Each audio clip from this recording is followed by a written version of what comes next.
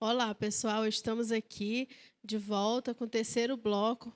Os outros passaram muito rápido. Falei para o João que ele vai ter que vir de novo aqui, né, para a gente poder dar continuidade, porque ainda tem um monte de pergunta para a gente estar fazendo. E para você que chegou aí agora, nós estamos aqui com o enfermeiro João Augusto e estamos aí abordando um tema super interessante, que é sobre a rede psicossocial e a prevenção ao suicídio. Tá? E eu fiz uma pergunta para ele no último bloco, para ele estar respondendo agora, a seguinte: se uma pessoa que faz uso de substância como álcool, droga, pode de alguma forma isso facilitar a depressão, o suicídio, João? Com certeza, assim, é um dos fatores de risco, né, o uso de álcool e outras drogas. Na medida em que a pessoa que se torna dependente dessas substâncias, ela, de certa forma, pode também entrar num quadro de comorbidade psiquiátrica. E aí, através do uso crônico de álcool e outras drogas, essa pessoa vai desenvolver um quadro depressivo, né, até um quadro psicótico, e aí ter a sua chance de risco por suicídio aumentada.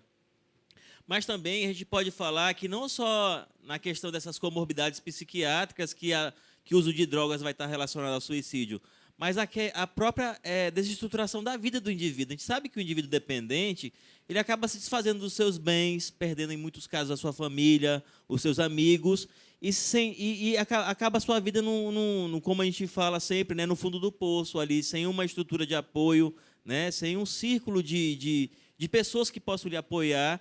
E isso pode lhe dar uma sensação de desesperança, né, diante de todos os conflitos vivenciados por esse uso crônico de Não drogas. consegue ver uma perspectiva, né, de Não, vida acaba ali. perdendo, né? Acaba com a sua profissão, com a família, com a rede de amigos e se vê no final de todas essas circunstâncias sem ninguém, sem nada. Isso pode levar a pessoa a ter um ato impulsivo, né? E por desesperança ir lá e planejar, né?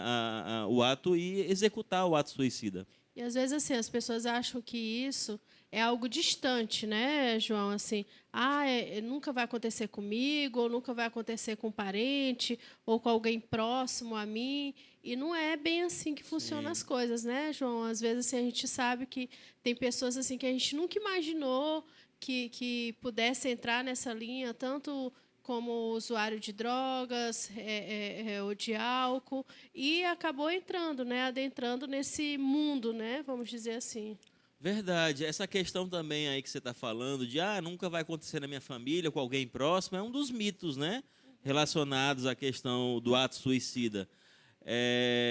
Na verdade, não existe assim um rótulo. A gente vai dizer, a pessoa que tem menos ou mais dinheiro, né? A pessoa que tem uma religião ou não, mesmo porque os transtornos mentais não estão diretamente relacionados com a falta de Deus, né? Com a falta do dinheiro.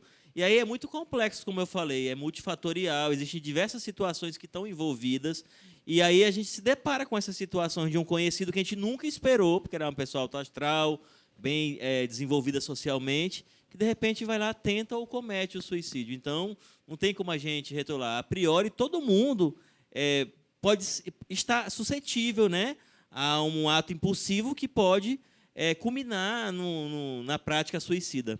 A gente já teve aqui já algumas vezes algumas discussões a respeito disso, né? Principalmente como tu falou aí, do lado, eu tenho uma religião, eu tenho Deus, eu tenho tudo, não preciso procurar, né? Morre ali, mas não quer assumir que precisa de um tratamento, que precisa procurar. A gente sempre fala assim que se Deus deixou, né, a sabedoria para o homem, é para que a gente possa sim procurar o psicólogo, o psiquiatra, o tratamento, né? Então é importante isso.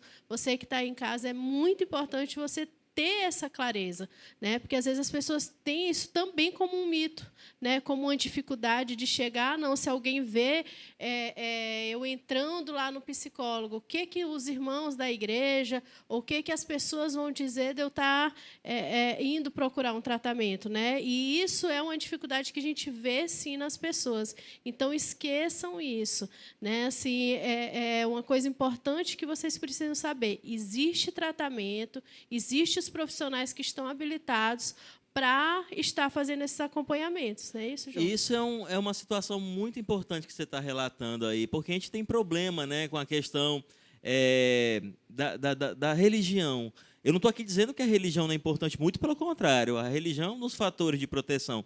Mas algumas pessoas acabam tendo a ideia errada de que vão alcançar a cura pela fé, e eu acredito na cura pela fé. Só que, como você mesmo falou, a ciência, a medicina foi estabelecida por Deus, né? Em função da atividade de Deus. Eu não acredito que a ciência, a medicina foi feita por Satanás. Então, assim, mas existe uma questão de repente, endemonizar o transtorno mental. A gente sabe que existem questões espirituais que estão envolvidas na gênese dos transtornos mentais também. Mas é importante, como você disse, pensar que tudo isso, o tratamento foi estabelecido também por Deus e tem uma vertente que leva, como terapêutica, também ao exercício da espiritualidade. João, agora, assim, vamos tentar sanar alguma dúvida que está assistindo o programa agora.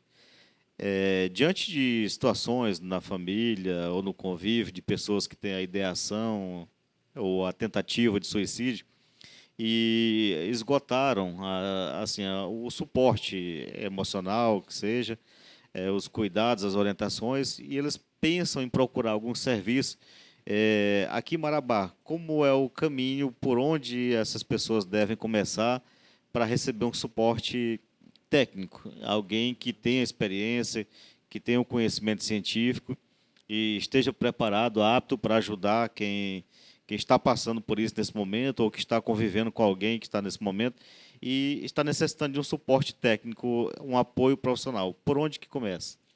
Olha, eu posso falar dos instrumentos da assistenciais da saúde mental, né, que não consiste somente no CAPS, mas, assim, a priori, o serviço mais próximo das residências são os centros de saúde da atenção básica, os postinhos de saúde.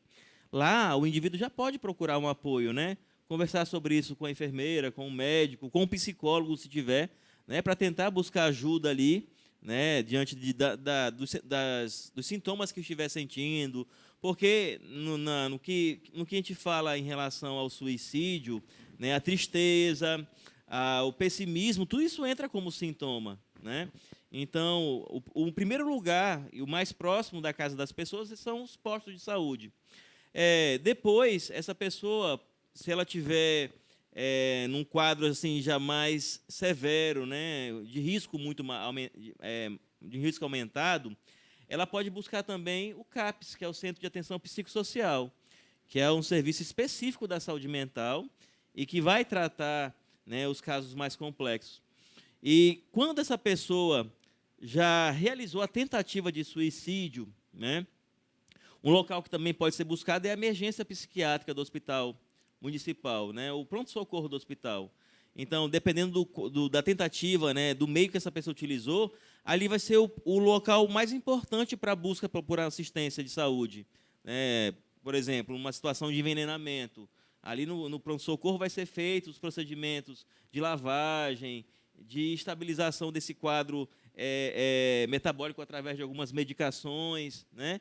E, a posterior, quando essa pessoa estiver estabilizada clinicamente, ela vai ser encaminhada para a psicossocial para tratar, então, aí, de repente, uma demanda psiquiátrica, né? A gente vai avaliar se é um quadro de estresse, de depressão e assim por diante. Então, especificamente, seriam esses serviços: atenção básica, o CAPS e a emergência psiquiátrica do Hospital Municipal.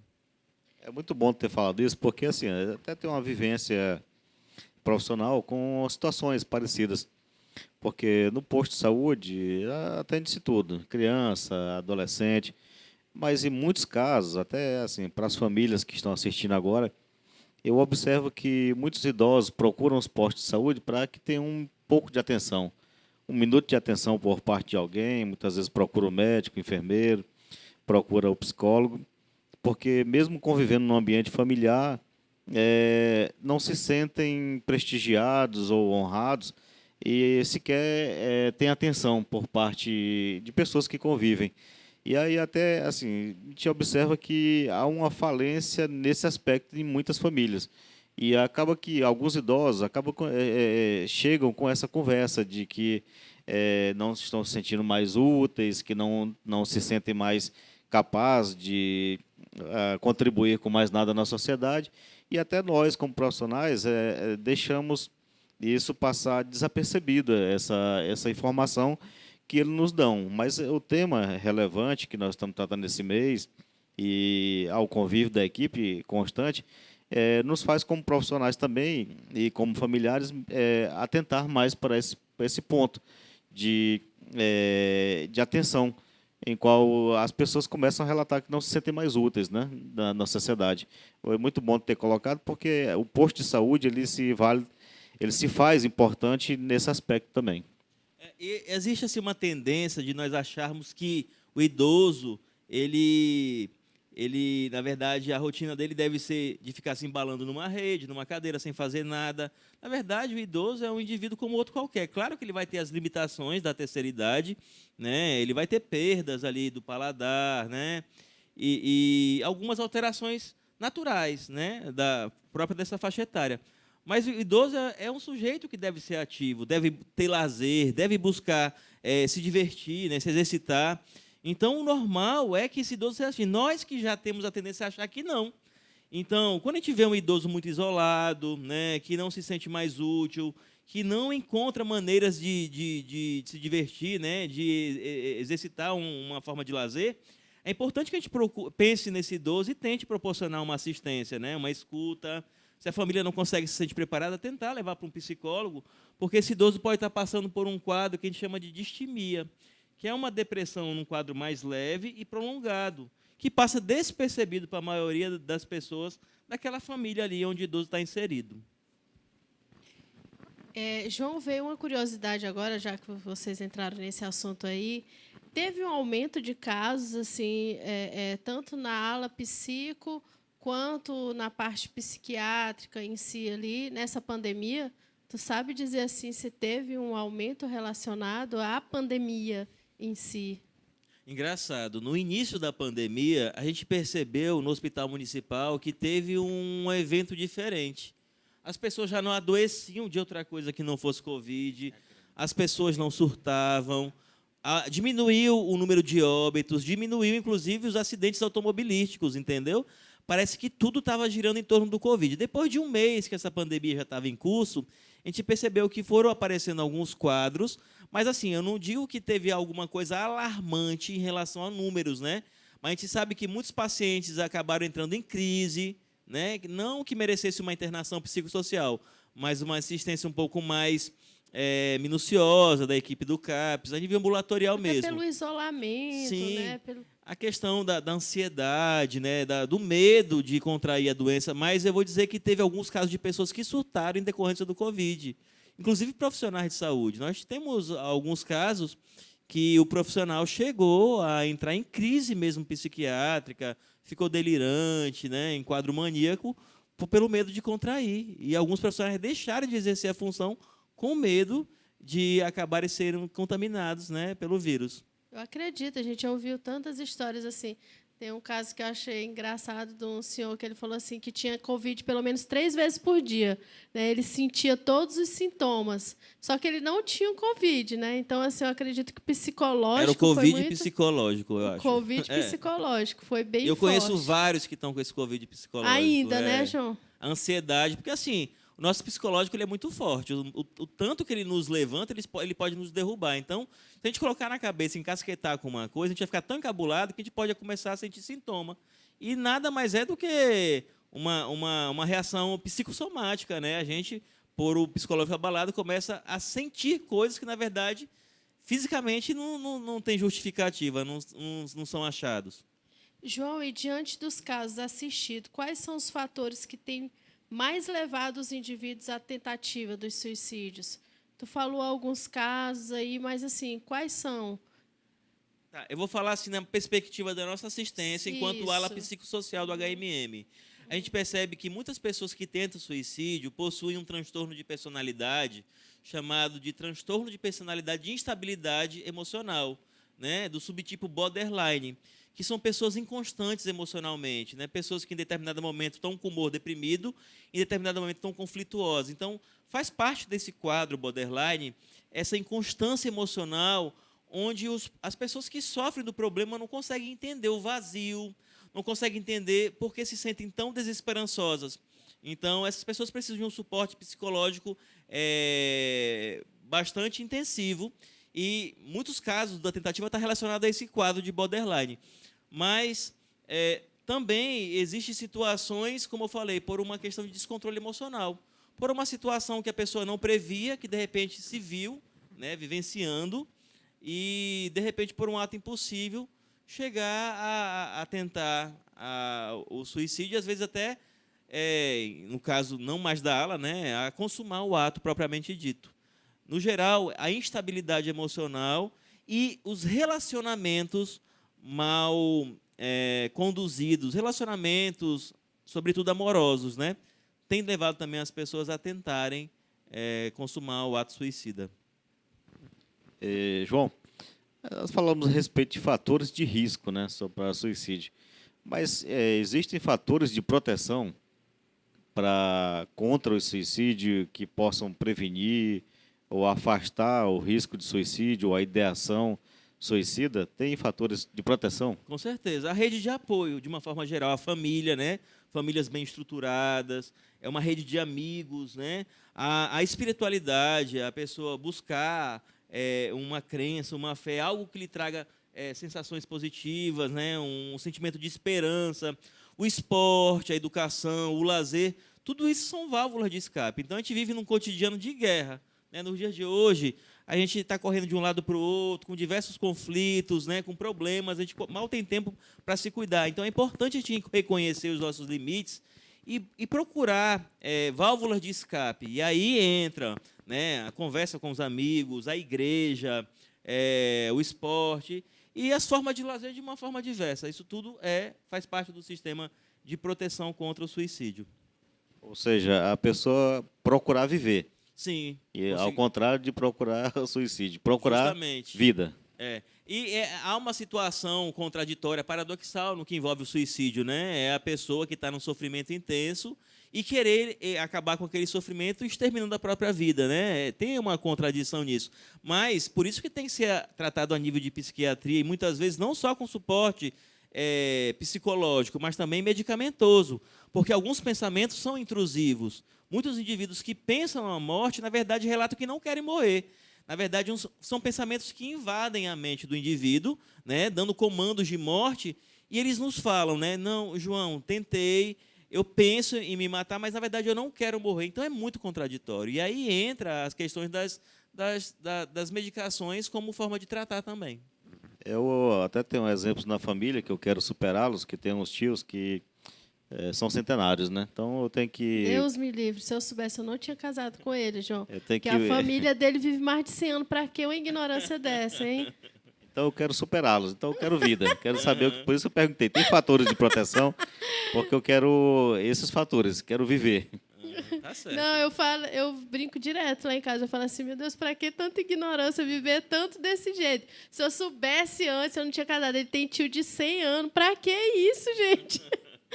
Eita. Gente, é o seguinte, a gente já está quase encerrando o programa. Tem a última pergunta aqui que eu quero que o João feche aí, que é a seguinte. Eu preciso de ajuda, mas não sei como pedir. Como devo fazer? E aí, João, explica para a gente. A pessoa precisa de ajuda e ela precisa se direcionar, né? O que ela precisa fazer, no caso? Tá. A pessoa que está tendo pensamento suicida, né? Porque há uma cascata que envolve o suicídio. Então, a pessoa, na verdade, vai pensar sobre morte, depois vai ter uma ideação suicida, que é pensar na própria morte, vai planejar até realizar as tentativas e, de repente, consumar o ato, né, suicida. A pessoa que está pensando nisso e está com vergonha de pedir ajuda para a família, para os amigos, para os colegas de trabalho, ela pode contar com o acolhimento que acontece no CAPES. Então, o acolhimento do CAPES é um serviço de grande importância. De segunda a sábado, existe um profissional escalado, um profissional de nível superior, que pode ser o enfermeiro, o psicólogo, o assistente social, educador físico, os componentes ali, né, da equipe técnica do CAPES, que estão prontas para ouvir esses indivíduos. Então, é só a pessoa ir acompanhado por um adulto, caso não encontre, a pessoa vá só levando documentos, CPF, RG, se tiver o cartão SUS leve, e diz que foi para acolhimento. E ali essa pessoa vai falar sobre essa ideação suicida, né, falar sobre a necessidade de ajuda, e essa equipe do CAPS vai estar pronta para poder acolhê-la e encaminhar o tratamento dessa pessoa da forma mais conveniente possível. Eu sei que lá no CAPS tem uma equipe multidisciplinar, né, muito bacana. Assim, a Adriana está lá à frente do trabalho, mas a equipe é muito grande, gente. Lá, assim, e lá, às vezes, as pessoas acham assim, não, eu só vou me consultar. Não, lá tem atividades, né, João? Lá tem várias atividades em que muitos ficam lá durante o dia, comem lá, né? Que eu sei que tem umas comidas gostosas lá. O CAPS agora é CAPS 3, né? Então funciona 24 horas. Marabá é um município que já contempla todas as modalidades de CAPS. Mas hoje nós só temos o CAP 3 que funciona 24 horas. Então lá tem um acolhimento integral. Lá eles fazem uma espécie de internação que é chamado de acolhimento integral, onde aquele paciente que está em crise, que não é tão grave a ponto de ser mandado para a ala, pode permanecer alguns dias lá, né, para conseguir estabilizar, né, aquele quadro sintomatológico que envolve oscilação de humor, né, os delírios, as alucinações. Então, além da terapia medicamentosa, existem as terapias alternativas que perpassam pela arte, Oficinas, as né? oficinas, então oficina de beleza, oficina de dança, né, de pintura e assim por diante. Então, as terapias elas vão muito além da medicação, porque o indivíduo ele não é só biológico, não é só o corpo, né? Então a interação com outras pessoas também trata, né? Esse convívio social também trata. João, estou super feliz com as respostas, com a interação que teve hoje aqui. Eu acredito que o nosso telespectador hoje assim tem um esclarecimento muito mais amplo a respeito da rede, né, psicossocial, dos atendimentos, como que faz. Então, assim, foi de grande importância mesmo, assim. Então, quero te agradecer, assim, por você ter aceitado o convite, ter vindo aqui para estar esclarecendo para o nosso público, né? Assim como também, João, é engraçado assim que às vezes os próprios profissionais da saúde muitas vezes não sabem algumas questões, né? Então, assim, o programa, eu acredito assim que atingiu aí toda a população e os profissionais da saúde, né? Então, muitíssimo obrigado, João. Pode fazer aí as suas considerações finais. Doutor Marcos também. Fique à vontade. Eu que agradeço o convite, a você, Dármina, ao doutor Marcos. Assim, para mim foi com grande satisfação que eu aceitei. Estou até acostumado já, estou querendo virar artista como vocês. A gente pode criar, de repente, um outro programa com outra temática. Já estou ficando já à vontade, né? Assim, eu quero agradecer muito a oportunidade, espero ter contribuído, né, ter desmistificado algumas informações relacionadas ao suicídio, ao transtorno mental também. E quero deixar aqui um abraço, né, para a minha equipe da ala psicossocial, para a equipe do CAPS 3 de Marabá, para os meus alunos da Faculdade Carajás e para os meus amigos que estão assistindo. É importante falar para vocês que durante essa pandemia, pessoal, a ala psicossocial do HMM não está funcionando no hospital municipal. Por quê? Porque o espaço onde nós executávamos nossas intervenções foi cedido para funcionamento de uma ala de UTI Covid, né? E nós, momentaneamente, estamos realizando nossos trabalhos no prédio do CAPS 3. Então, lá está a equipe da ala psicossocial e a equipe do CAPS 3, mas até essa pandemia se esgotar, ou pelo menos diminuir o número de casos e a gravidade. Então, acredito que a partir do início do ano que vem, em janeiro, provavelmente, a gente esteja retornando, né, para as dependências do Hospital Municipal. João, em seu nome, eu quero parabenizar toda a equipe que se coloca à disposição de prestar esse grande trabalho à comunidade, à sociedade, às famílias e aos pacientes também que procuram a vocês também. Então, eu fico feliz em saber que tem profissionais capacitados e dedicados a atender, não somente a executar o seu lado profissional, mas também humano também. Então, eu parabenizo toda a equipe, aos colegas que lá estão, a equipe multidisciplinar que tem feito esse brilhante trabalho. Obrigado por participar do programa e o nosso abraço a todos os telespectadores e a equipe em especial que participa junto contigo desse trabalho. Eu agradeço. Eu sempre falava assim que a equipe da saúde mental ela é uma equipe diferenciada. né? Assim, e o que era que eu sempre te pedia para tu deixar o quê para mim lá, João? Ela sempre falava para me guardar o leito dela, né? Que ela só queria dormir. Que tivesse uma boa central e quando ela acordasse que tivesse uma comidinha boa, Não né? era isso? Para ela voltar a dormir, mas graças a Deus não foi preciso, Nunca né? precisei, né, João? Mas Mas tá continua lá. deixando lá, viu? Mas tá lá. Pro Marcos também, que de vez em quando aí, né, é bom ter lá reservado lá, reserva de leito lá. Gente, então, muitíssimo obrigado, viu, para você, telespectador. Não esqueçam de acessar o nosso Instagram, de entrar, entrem lá. E tem uma promoção aí. Hoje o garoto propaganda da promoção não está aqui, que é o Dr. Wilde, que é ele que fala de alimentação saudável e tal. Eu não estou podendo falar muito esses dias, não, né? Porque o peso da pessoa não está lá, essas coisas. Mas tem uma promoção aí, né, de um kit aí completo aí de massagem para o prato mais top, viu, João? Para o prato mais saudável. Isso é coisa do Wilde, tu sabe, né? Como é que ele é, né? Então, assim, o prato mais saudável aí a gente vai estar avaliando para estar sorteando esse kit de massagem. Então, não esqueça. Aí tem que compartilhar o prato lá, marcar no Instagram do Missão Saúde. Não é isso, Alber Júnior? Né, que está passando aí embaixo o nosso Instagram. Tá bom? Então, muitíssimo obrigado por vocês estarem aí conosco e continue ligado no Missão Saúde na TV.